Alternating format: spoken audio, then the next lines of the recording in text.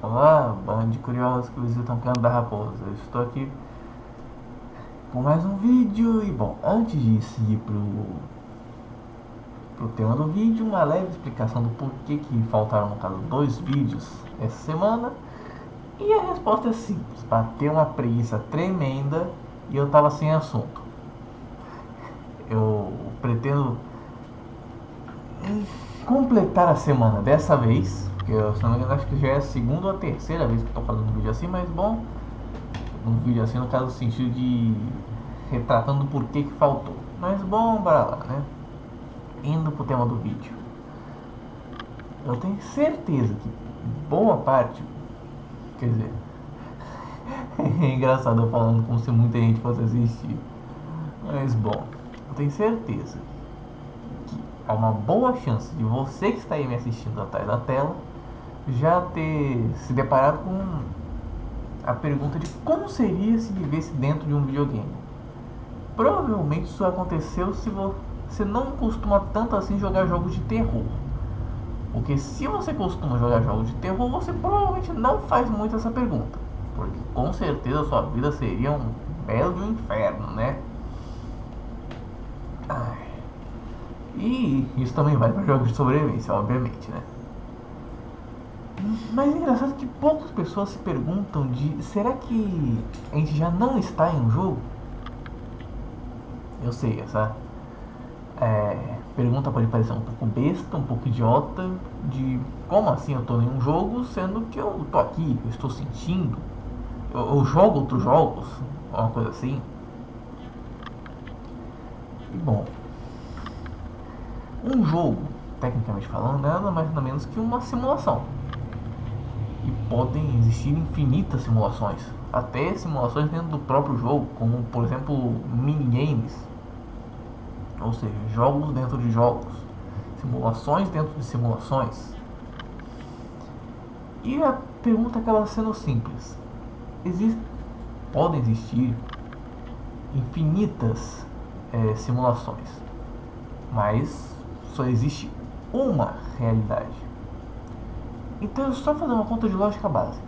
Se existem infinitas simulações, mas só existe uma realidade, proporcionalmente, probabilisticamente, a chance de estarmos em uma simulação e não na realidade base é enorme.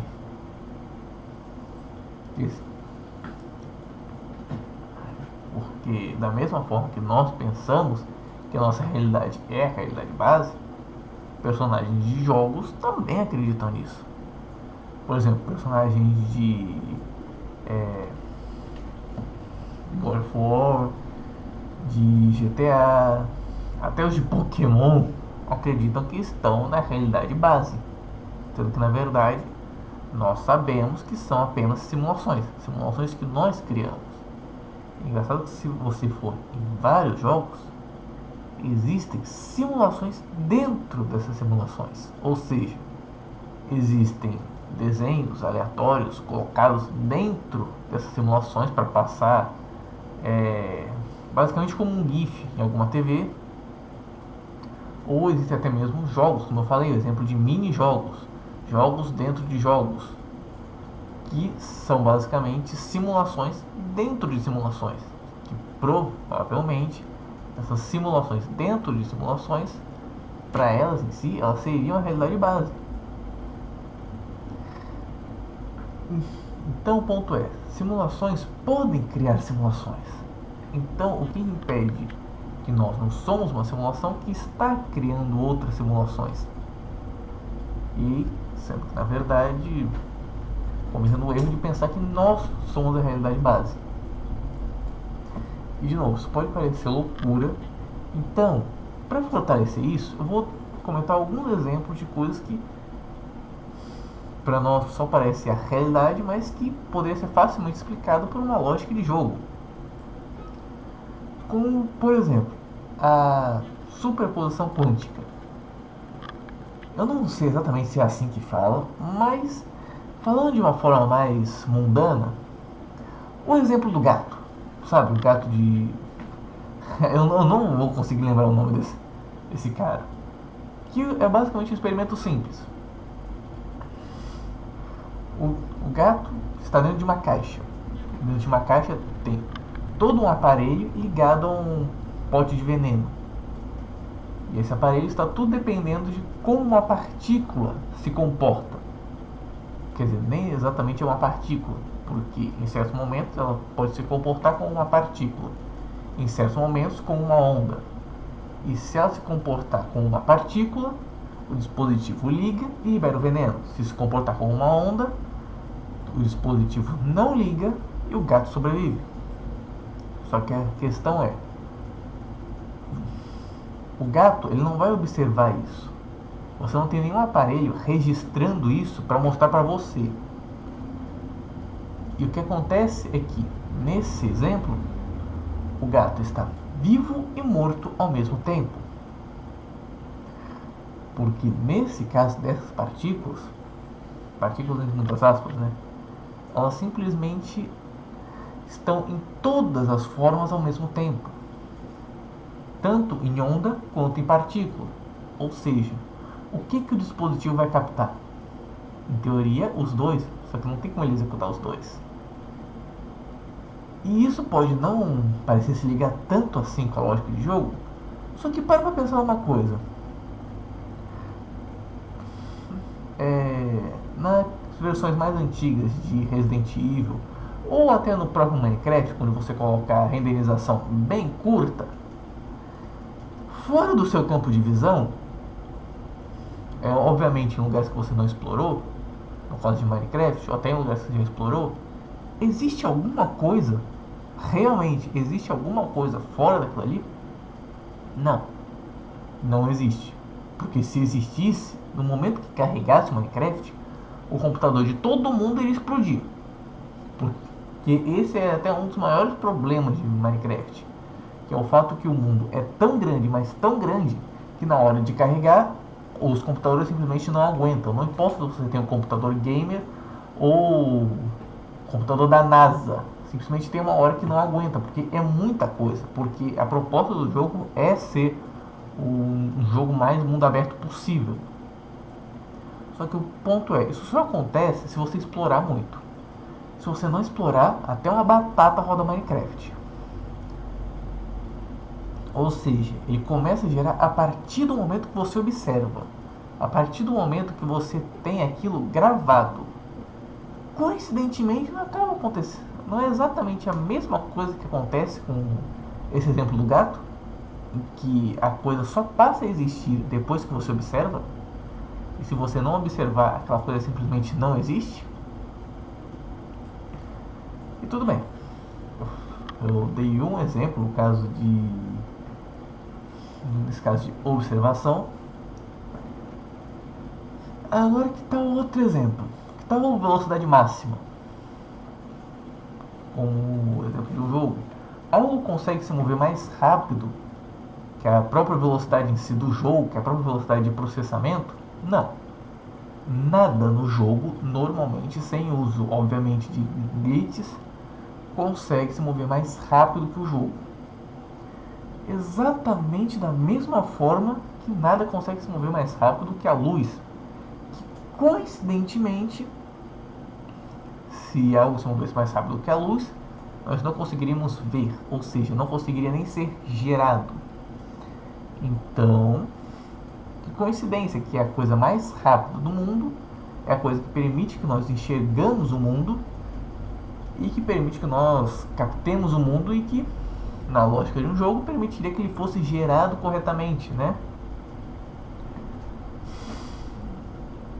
Mas, bom, outro detalhe que pode até parecer pouco aleatório, mas se você colocar realmente na balança pode fazer sentido, é a ideia dos sósias. Para pensar, quão gigantesca é a sua árvore genealógica? E imagina em todas as árvores genealógicas de todos os humanos vivos hoje. E mesmo assim, com toda essa variedade gigantesca com relação à genética, a ambiente, a costumes e tudo mais, tem em média que todo mundo tem pelo menos um sósia no mundo. Eu sei que acaba sendo maior, se eu não me engano, acho que era 8 ou 16, eu não lembro exatamente o número certo. Mas eu sei que um pelo menos é garantido. Só que para uma pessoa, quanto que isso é bizarro. Uma pessoa que teve uma vida completamente diferente, que viveu em uma família completamente diferente, com a genética completamente diferente, não tendo absolutamente nada de igual com você, de forma genética eu estou comentando, sendo o mais distante possível de você, pode ter exatamente a mesma aparência que você. E agora eu te pergunto, isso não parece quando um jogo acaba repetindo sem querer os personagens? Como por exemplo, se você for procurar em GTA, facilmente você consegue encontrar o mesmo personagem mais de uma vez. No caso, obviamente, estou falando dos NPCs. Então, não parece coincidência que esses dois conceitos acabam encaixando em si, a ideia de você repetir NPCs com a ideia de sósias, a ideia de ter mais de uma pessoa que se pareça com você, mesmo que isso em teoria seria praticamente impossível de acontecer.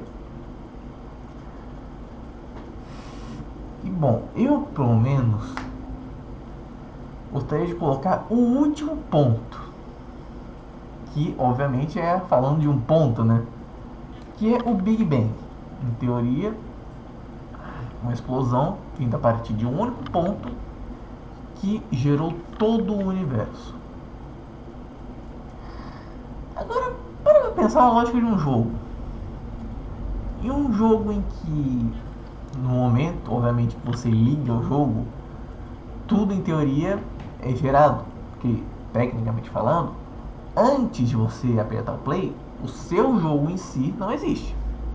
Antes de você, como eu falei, no exemplo de Minecraft, antes de você criar um mundo, antes de você apertar o play do mundo, ele não existe. É só você apertar que magicamente tudo começa a se criar a partir de um único movimento. Tudo bem que nesse caso poderia até se colocar um exemplo melhor, a ideia de você ligando o computador mesmo. Ligando o computador a partir de um único botão, que aí traz toda a energia para ele. Ou talvez a ideia de conectar na tomada, né? Que é através de um único ponto, entre muitas aspas, você começaria a dar uma energia praticamente infinita para a criação de praticamente tudo, né? E bom, eu acho que acabei falando até um pouquinho demais. Mas é engraçado para pensar que tanta gente imagina como é estar dentro de um jogo, sendo que na verdade você já pode estar dentro de um jogo. E infelizmente eu acho que para você não é como jogador. Na verdade eu acho que é até bom, né, como jogador, porque imagina você ficar sendo controlado a sua vida inteira. Sinceramente deve ser um inferno. Afinal é só para pensar quantas pessoas não colocaram os personagens de GTA para se explodir com uma granada. Mas bom, acho que é isso. Até a próxima. E eu fui. Boa gameplay.